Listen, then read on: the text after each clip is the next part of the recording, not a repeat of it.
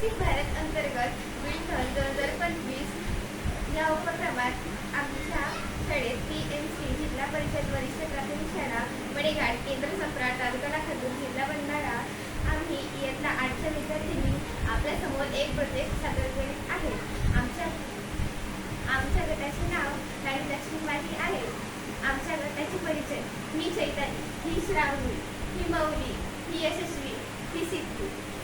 या पुढची माहिती श्रावणी सांगेल. आमच्या प्रकल्पाचे नाव लीफ प्लेट्स पानाची पत्रावळी आहे. आम्ही याला निसर्ग असं नाव दिलं आहे. आमच्या परिसरात खूप अडचणी बघितल्या आणि त्या अडचणी म्हणजे प्लास्टिक संबंधित होत्या. कुठल्याही कार्यक्रमात प्लास्टिकचे प्लेट्स, ग्लास, वाट्या फेकल्या जातात. त्यामुळे परिसरात जिकडे तिकडे प्लास्टिकचाच कचरा दिसतो. यापुढची माहिती मौली सांगेल. प्लास्टिक अशी वस्तू आहे की ती 500 वर्ष विघटन व्हायला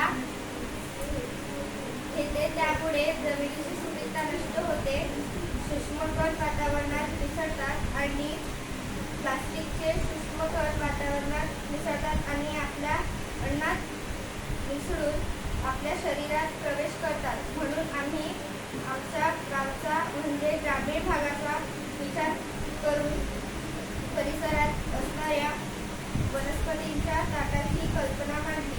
ही कल्पना आजच्या काळात योग्य आहे असे वाटते, कारण ती 100% नैसर्गिक आहे. या माहिती सिद्धी सांगते. पळस, मोह, पुढेची पान तसेच इतर वनस्पती यांची पाने भरपूर प्रमाणात असतात.